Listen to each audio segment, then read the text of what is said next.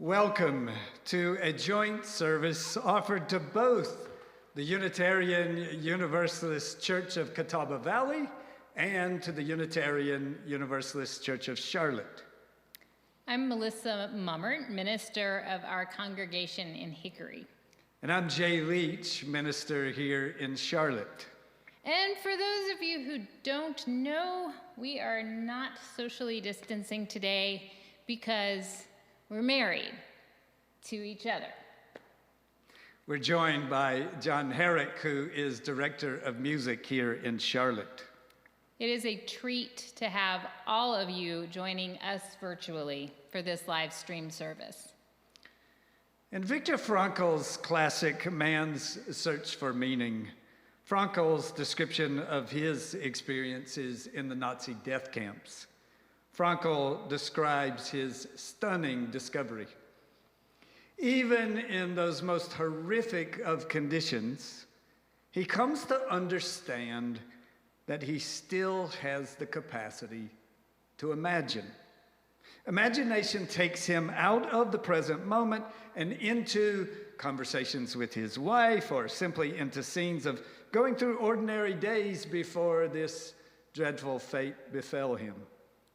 Please understand, in no way are we comparing these times to the horrors experienced by those in the Holocaust. But we do find solace in Frankl's discovery. Each one of us still has access to imagination in every situation, no matter how stressful or anxiety-producing. And imagination can be freeing, even under the most confining situations. So today, for these minutes, join us as we reflect on and celebrate imagination. Because of how we were forced to create this particular service, we are now having to imagine those of you who are participating in it.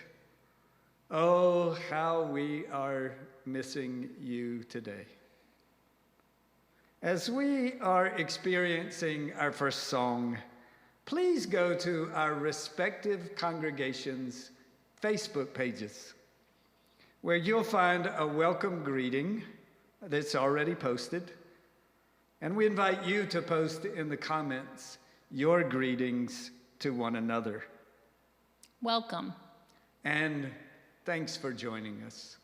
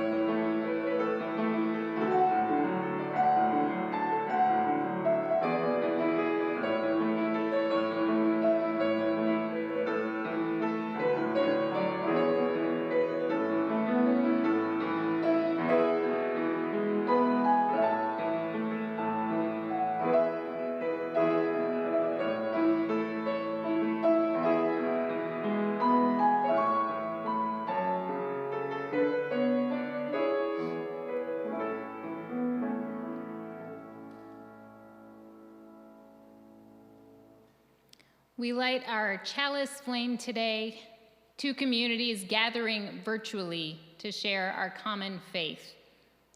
We are able to connect in this form only because someone imagined this miraculous technology and brought it into being. For this, we give thanks.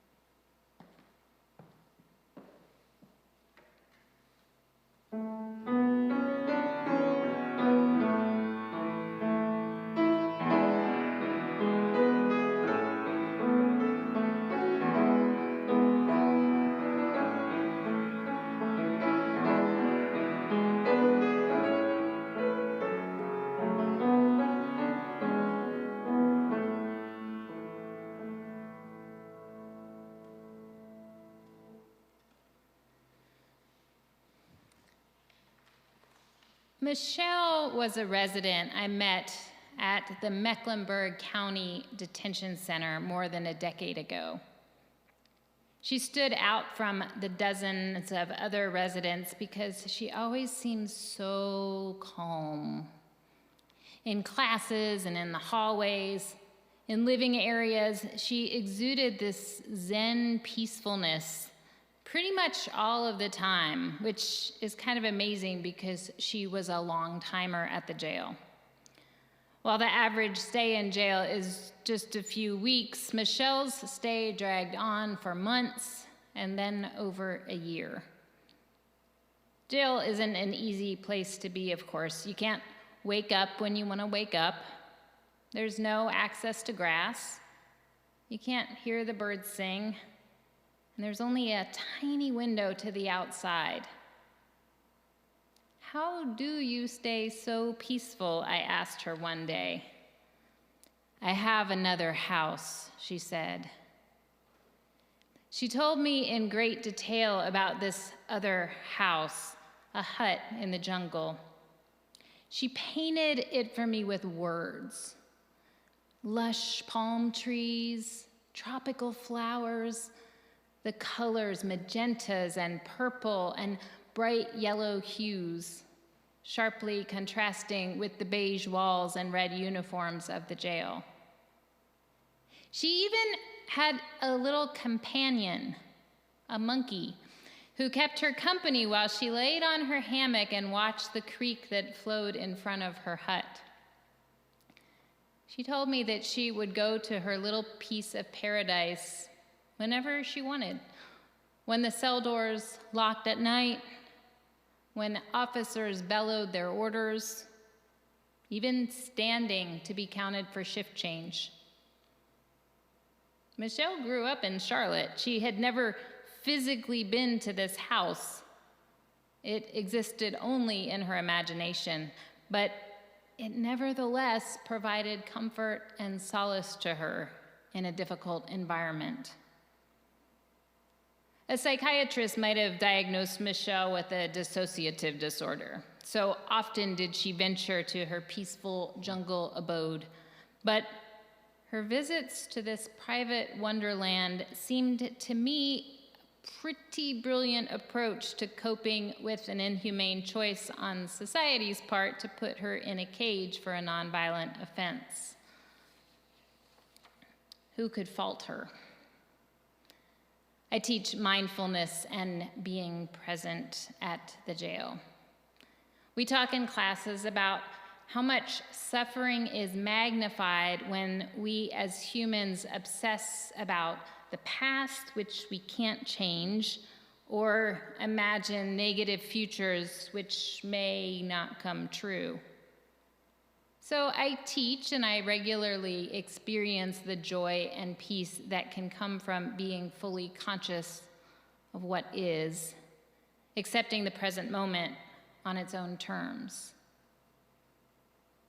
But why not also develop Michelle's remarkable capacity to harness the power of imagination to ease suffering, and maybe even shift a difficult present into a more vibrant future.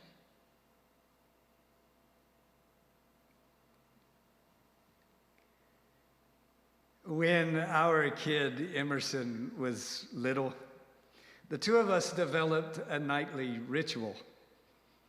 Once they were all ready for bed, we'd turn out the light, we'd snuggle in a rocking chair in their room, and enter into a whole new aquatic realm together.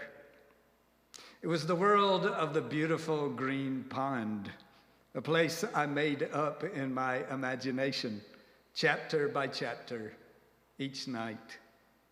The central characters were two fish, a couple of guys who met and fell in love in the first episode, a brim called Gulpy and a bass named Weejan.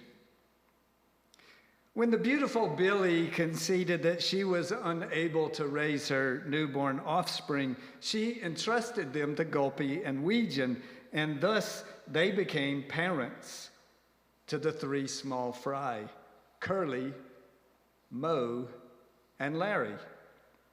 Oh, what adventures this family had going about the beautiful green pond together. They met Robert Crayfish and his wife Etta, whose 5 little ones, Eenie, Meenie, Miney, Mo, and the tiniest one of all, who was called Geronimo, became Curly Mo and Larry's best friends. They all went to school together, taught by the challenging but kind Sarah. They met a self-obsessed white heron named Narcissus, who could not avert his gaze from his own reflection into the pond. They fell asleep on summer nights listening to Louie, the bullfrog, moaning the blues at the edge of the pond, who would later become their friend. And they had a terrifying adventure, one of our favorite oft-repeated episodes, in which Larry, against Gulpy and Weejan's wishes, went out into the pond on his own, chased by his terrified siblings. Entering the forbidden stream that fed the pond, he ended up in an ominous encounter with a snake, who offered him an apple. No, wait, that's another imaginative tale, one for which I can't take the credit or the blame, if you prefer. What we did night after night, episode after episode, was one of the favorite imaginative experiences of my life. Unrehearsed, without forethought or planning, I'd launch into a tale, wondering myself where it might go and what kind of adventure it would include. Part of what I loved was, in the cuddling embrace of a sleepy child, there was no judgment, no critique, no grades were given, no awards offered.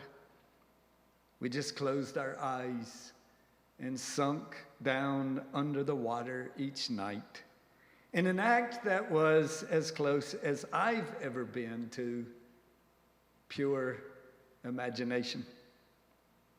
These days, when reality can be so hard to take, when even the most stalwart of us need a break from the barrage of the unnerving, infuriating, discouraging news of the day, the hour, the up to the minute, imagination is available. You can, alone or with someone you love, in person, through written exchange, in a call or a video chat, you can share your own imagination.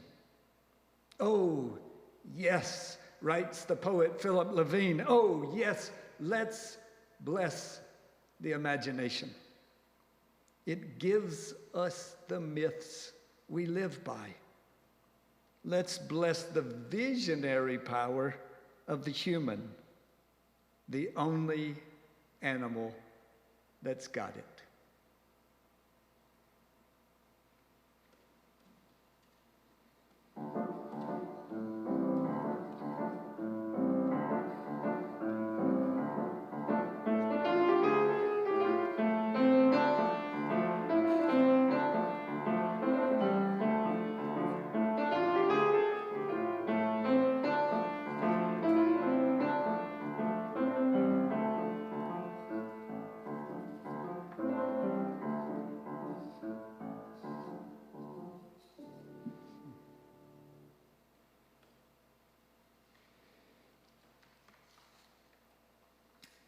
When I was 40, which is some years ago now, I made a CD of original music that I was really proud of. I was an active part of a songwriting group, and I had goals for getting my songs out in the world. And then I almost completely stopped. I added a second job that I adore, but that made me busier. Singing and writing took a back burner unless it was for a church service. One of my colleagues asked about my lack of writing, and she said compassionately when I told her I had hit a dry spell, "Well, at least it's a gift that will keep. It's not like being in the Olympics." I like that. I could think of my gift as a good bottle of wine that would age well.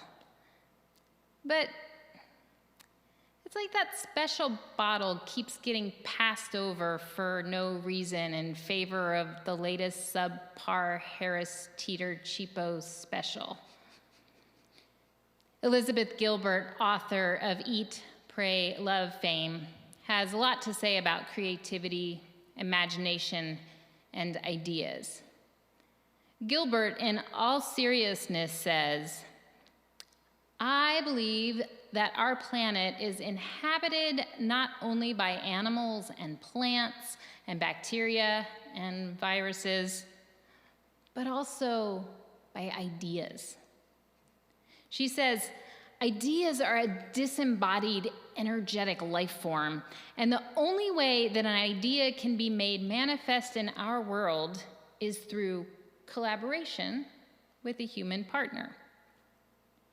I used to have loads of ideas for songs. They would find me in the car or while I was walking in the park. Sometimes I would sit and practically transcribe the idea into a really good song. It was like magic.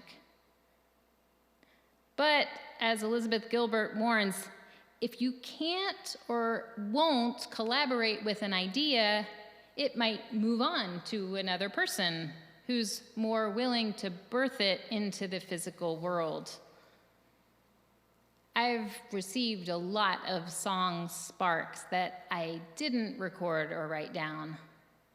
Not now idea, I would say, "It's Tuesday, I have a very important to-do list, things to check off." Or not now idea, "I'm tired, I'm going to watch another episode of Grey's Anatomy." Then if I would return to the idea, it wasn't there, or it was suddenly lifeless. Those of us in Charlotte who are not frontline workers are now required to shelter in place. So we probably have time that we didn't have before. Even if you're working from home, you're not seeing precious moments tick away in rush hour traffic. Maybe some of you have gained time from having to shave or even shower.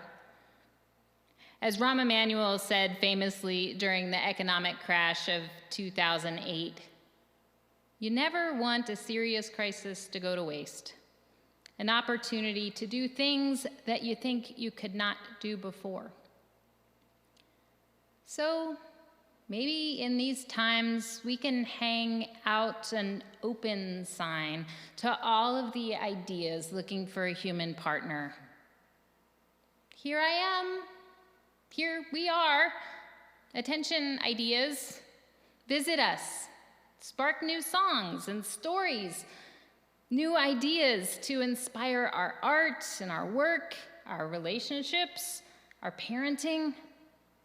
Come, ideas, fly over the empty streets from Belmont to Pineville, from Uptown to South End, down Lenore Rhine Boulevard and 321. We are ready for you, ideas. Stop us wherever we are. We will collage you and write you and play you and cook you and paint you and dance you.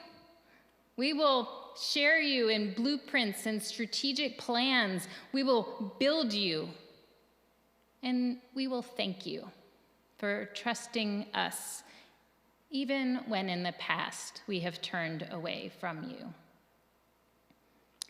Elizabeth Gilbert says, most of their lives, most people just walk around day after day saying, no, no, no, no, no. But then again, someday you just might say, yes. Why not? Today.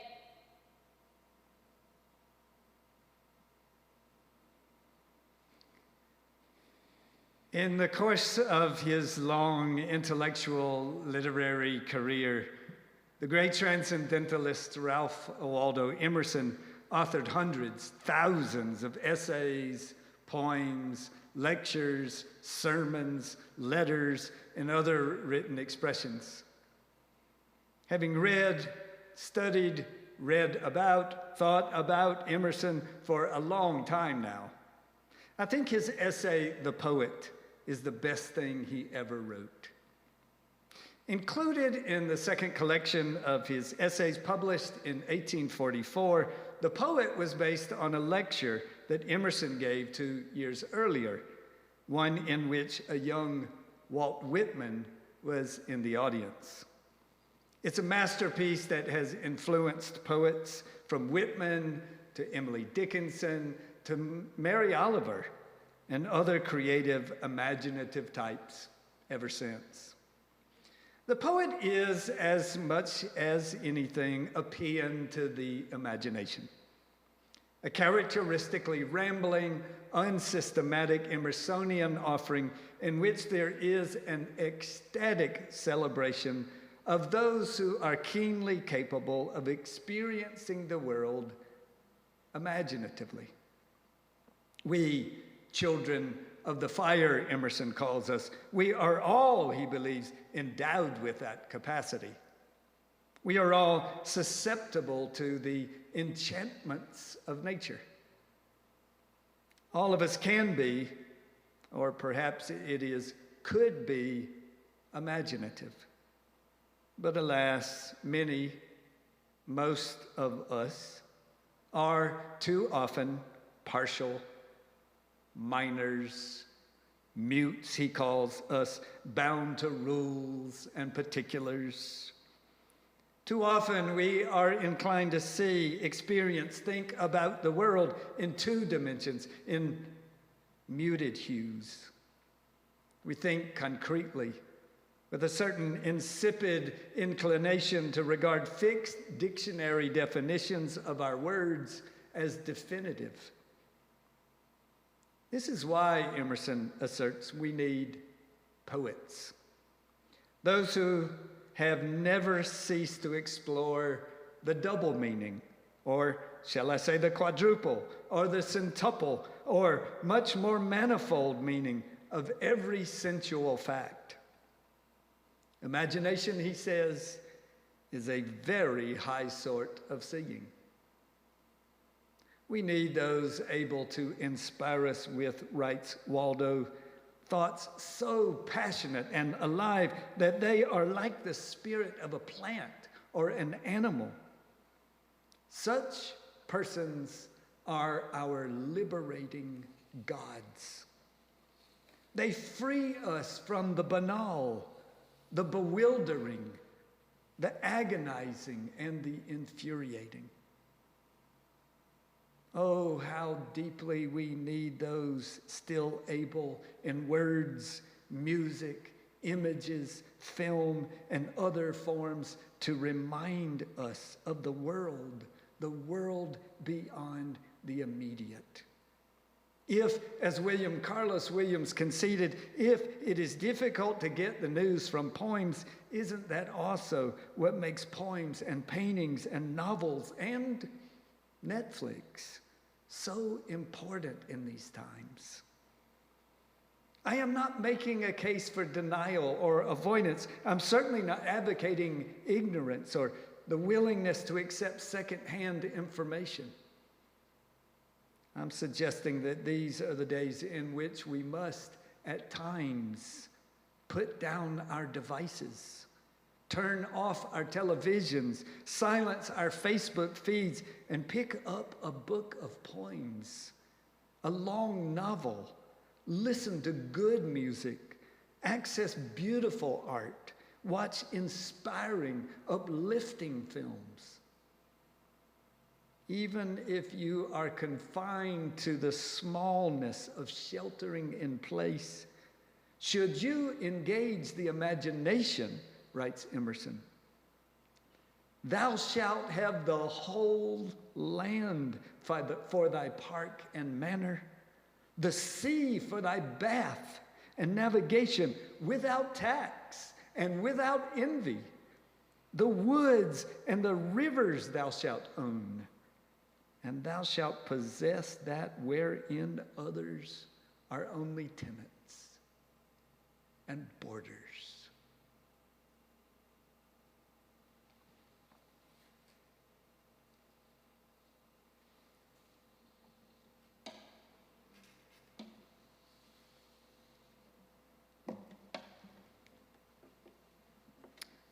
Most of us on social media have seen virtual choirs that are just so inspiring. So I'm going to invite us all to create a virtual choir, and please sing this familiar song with me, if you have a family, with your family, with as much gusto as you can.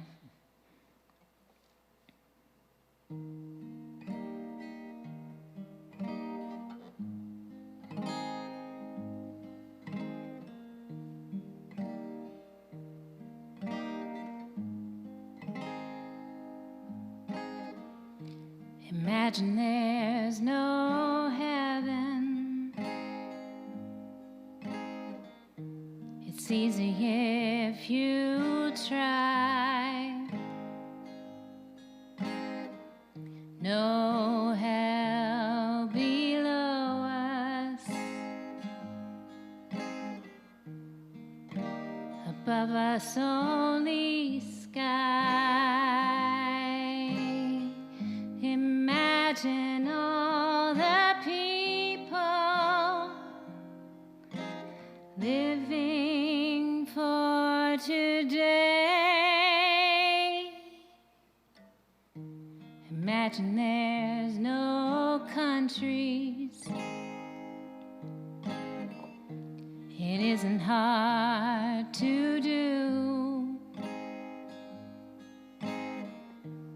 Nothing to kill or die for, and no religion too. Imagine all the people living for today. You may say I'm a dreamer, but I'm not the only one. I hope someday you'll join me, and the world will be as one. Imagine no possessions. I wonder if you can. no need for greed or hunger. A brotherhood of man. Imagine all the people sharing all the world.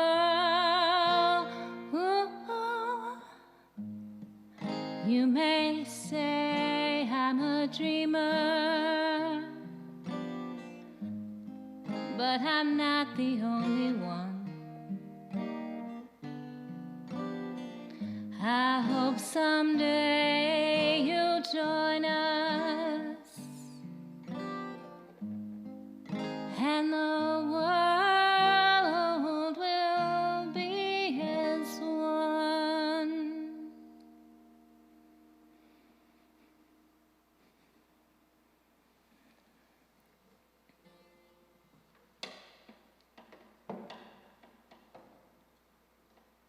Welcome again to this streaming service.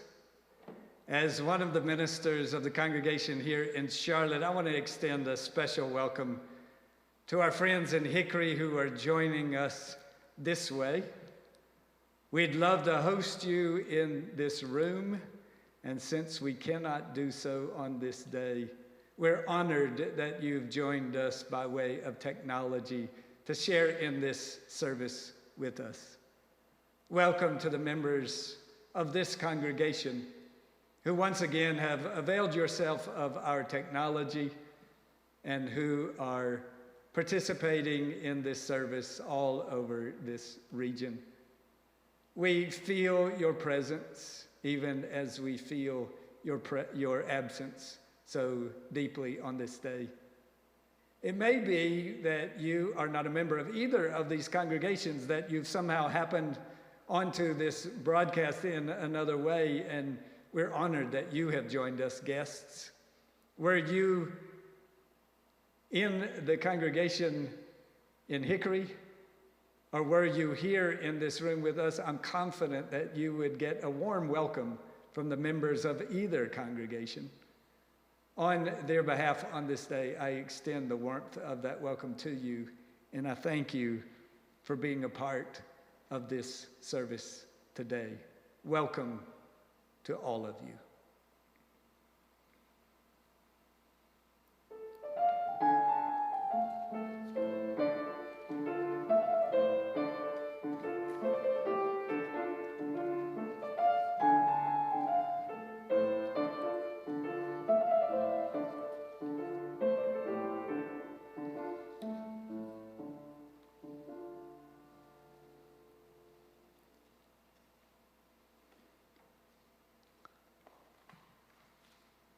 I've long known myself to be a serial obsessionist, developing a deep, almost urgent interest in a subject, pursuing it with passion, enjoying it immensely, and then, without ever severing that connection, adding on another deep, urgent interest. I find myself at a stage in life in which many of my deepest interests have some connection to art. And within that domain, I am now voraciously intrigued by the photographer Sally Mann, both for her works and in hers and others' writings about them. Born and deeply rooted in the distinctly southern landscape of Lexington, Virginia, Mann has created a prodigious oeuvre that extends from the intimate to the immense, from the everyday to the eternal. In part, what captivates me and many others where Mann's images are concerned is her intentional intervention. That is, Mann aims not for precise veracity, but for something else, for an effect, a feeling, an effort to evoke and sometimes provoke. Photographs which are, she says, more or less illusorily abducted from time's continuum. Central to such an approach is, of course, imagination. Now, to be sure, in photographing a person or a scene, man sees what is there. How could it be otherwise? But not just that. She sees something else. What was there? Or what could be there? Or what is in some way numinous, elusive, ephemeral? So she produces photographs that are sometimes dreamy and laden with longing, sometimes dreadful and scarred with pain, sometimes tender with intimate devotion, sometimes etched with enigmatic ambiguity. Isn't that how it is when artistic genius is touched by imagination's muse? We're not given the world as it precisely is. We're transported to another world, to other worlds, able through the images or words or sounds of another to experience what we experience in new ways. Artistic imagination intervenes, disrupting our intense gaze on the here and the now, and offers us something else, something more. Isn't that why so many find their deepest experiences with an understanding of spirituality in conjunction with some form of artistry, art, music, drama, dance, film, poetry? In times of trouble and travail, of concern and caution, in times when our lives are contracting and constricting, imagination gives us other times, other ways, portals beyond ourselves to whole new worlds. It calls us, imagination calls us to what we hold most dear, and to how that to which we are giving our hearts endures, even in times like these. Who is it for you in these surreal times? To whom can you turn for imagination? Who will help you see before and beyond this moment?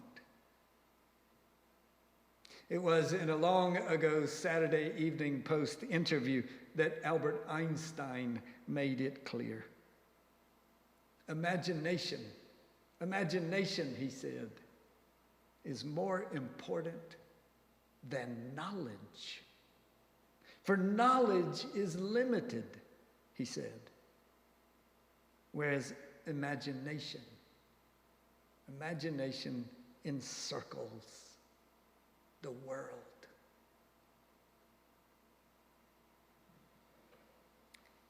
I think that writer Charles Eisenstein would qualify as one of the poets that Jay described earlier.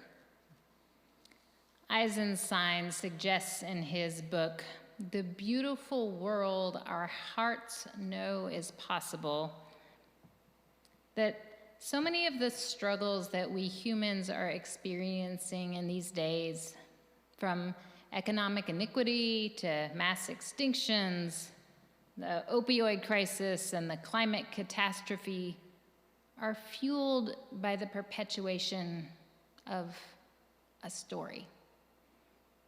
Eisenstein deems it the story of separation. This story is that we are each a separate entity disconnected from each other and from a universe that is outside of us. This story allows us to believe that what happens to another doesn't impact us. We've been so conditioned by this myth over many generations, it all seems so normal, so we fall into lockstep. using these logical minds of ours, we think that we can isolate ourselves and not be impacted by other human or animal or earth sufferings. But Eisenstein says that our hearts know better. He says that we have a felt sense that grieves what's missing in living the story of separation day after day. He says that we each feel that a more beautiful world is possible. We are seeing the failing of that story of separation dramatically in real time. Neither a $2 trillion bailout nor a less offensive president will save us from this broken story. Eisenstein asks us to imagine living, embodying a new story, a story of self not as separate, but as interbeing, a term he borrows from Thich Nhat Hanh. He says, science is beginning to confirm what we have intuitively known all along. We are greater than what we have been told. We're not just a skin-encapsulated ego, a soul encased in flesh. We are each other, and we are the world, and the universe is alive. Eisenstein says that internally changing our story is nothing less than a transformation in the experience of being alive. Externally, who knows what it would look like if billions of us shifted our core story and interbeing instead became the dominant narrative. There's no blueprint or master plan, but Eisenstein asks us to imagine a future world where play and love and beauty are ever present, where everyone is a liberated artist. He asks us to imagine a future where we'll feel viscerally, really at home in the world. We will be intimately familiar with the landscape around us. We will be in rich communities where we know every face so intimately, so deeply. You may say he's a dreamer, but he's not the only one. Thank God for the dreamers who can help us imagine our way into wise action. Following Charles Eisenstein's imaginative journey to a future somewhere else lands us back here and now.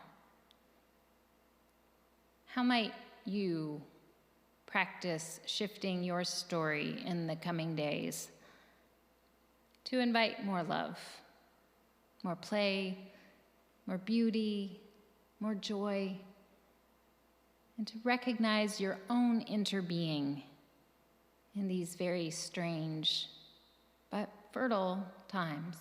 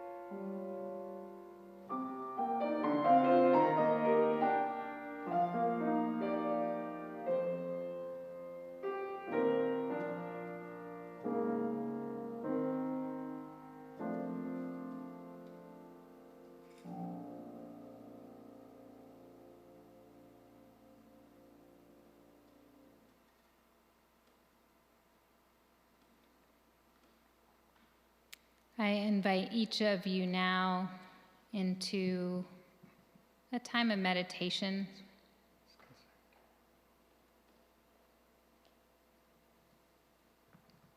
Let's put that on hold for a moment. And let me remind the members of this congregation and inform the members of the Hickory congregation that in our service in this space, we always include a time we call concerns of the congregation. It's where we share the activities that we can anticipate and where we share the needs within our congregation. Both you in Hickory and we here in Charlotte are in a time of transition. We're moving from face-to-face programming to Zoom programming. You can find out about that through our respective modes of communication, through our Facebook pages, through our websites, through other ways that we communicate with one another. We pause at this time in our services and remind ourselves of members in our congregation who are in need.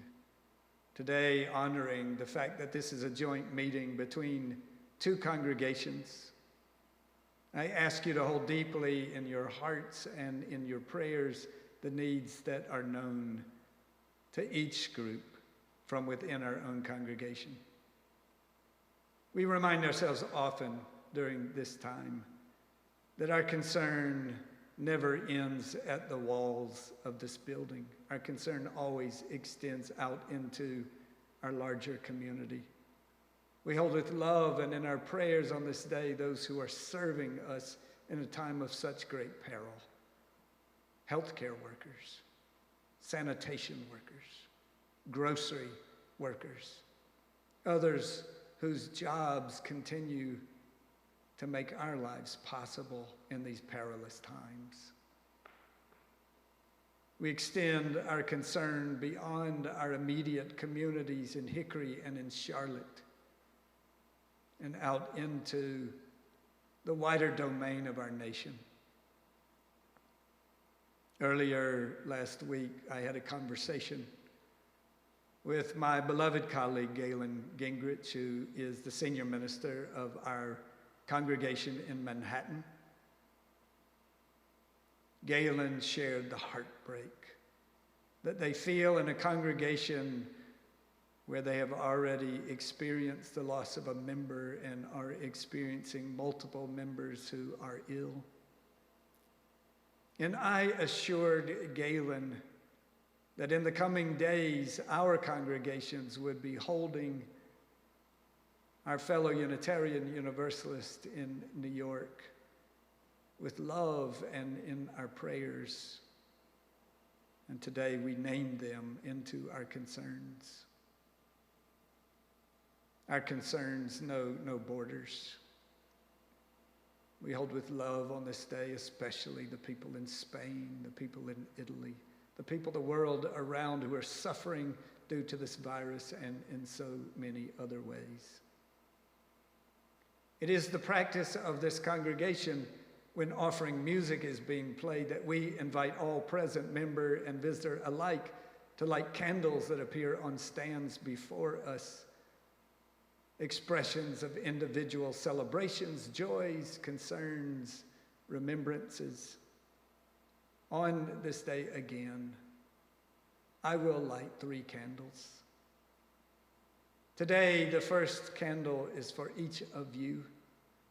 It comes as an expression of the depth of our gratitude as your ministers for the opportunity to serve you in our congregations. And it serves as a reminder that we care deeply about you and that we hope that you will call us with your need, that you will be in touch, that you will understand that though we are not present in our respective places of worship, we are present in your lives with care and concern. Our second candle on this day are for all of our siblings who are the All Souls Unitarian congregation in Manhattan, for other Unitarian Universalists in the city of New York, and for those who share our faith throughout this nation. Our third candle on this day will be for a world in pain, a world reeling, a world beset by injustice and inequity and violence. Today, we dare imagine in the lighting of a candle, a world at peace.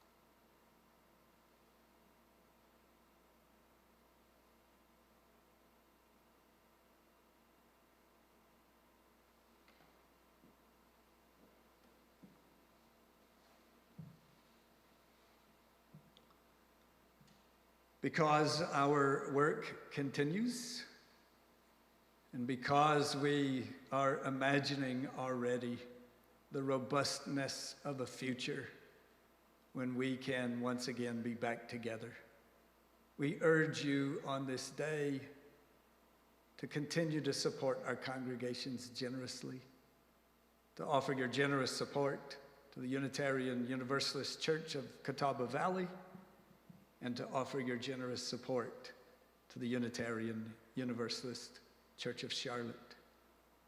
There are ways that you can contribute electronically. We hope that you will avail yourself of these during these days. And we thank you in advance for your generosity.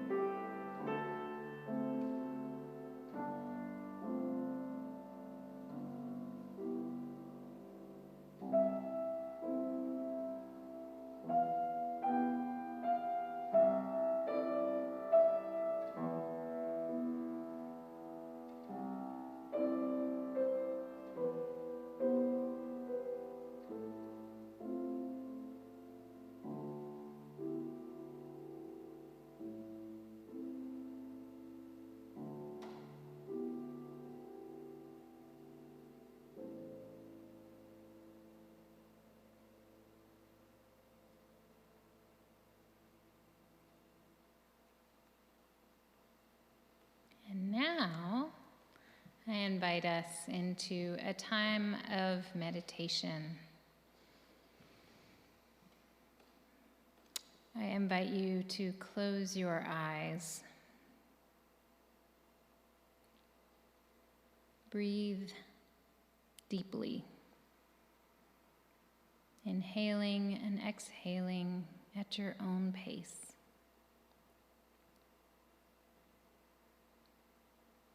Calming your mind, relaxing your body.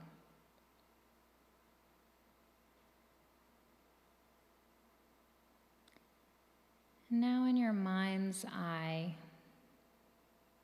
imagine a peaceful place. It might be a place you've been before, or a peaceful place you can create in your mind's eye.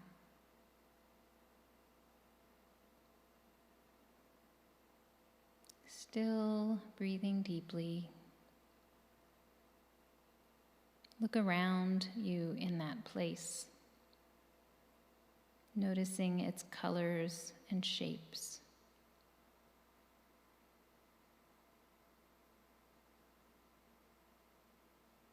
Notice in your peaceful place the sounds that may be around you, or perhaps the silence.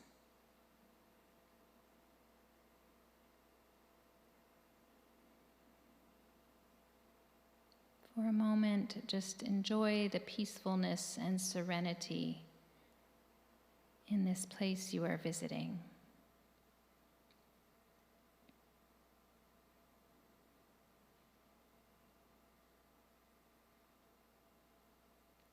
Now, from your peaceful place, you can see someone in the distance.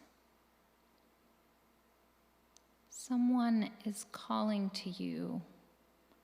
So delighted you are here.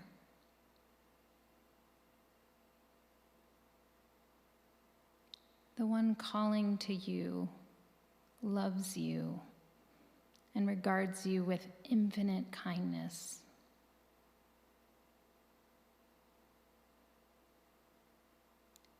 You greet them with a warm embrace.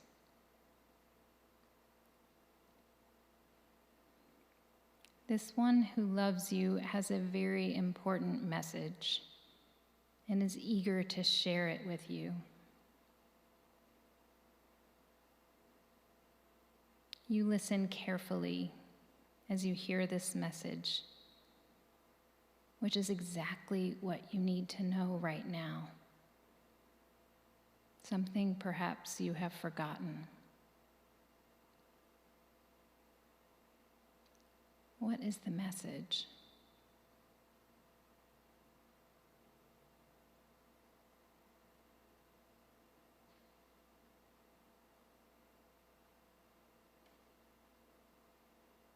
Please don't forget the one who loves you says, take this message back into your life.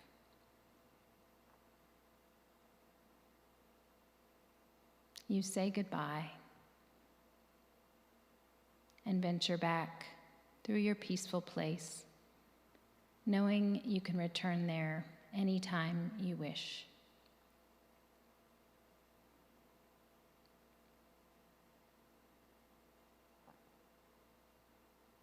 Now slowly return to the room by opening your eyes, being aware of where you are, bringing yourself back to alertness in the here and now.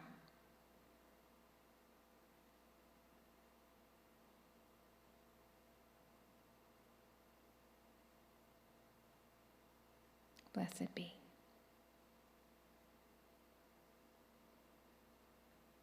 Blessed be.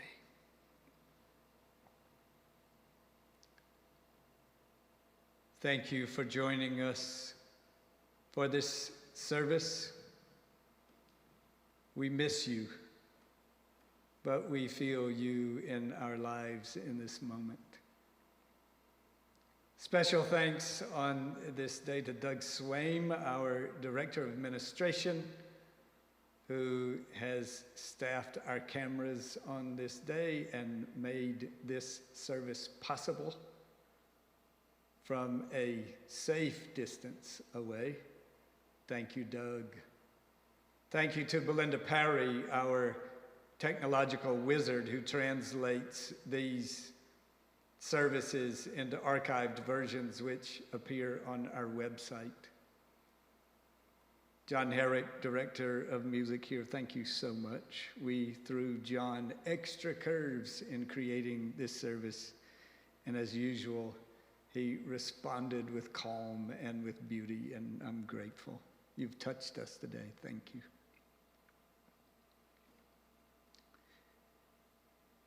And finally, these words.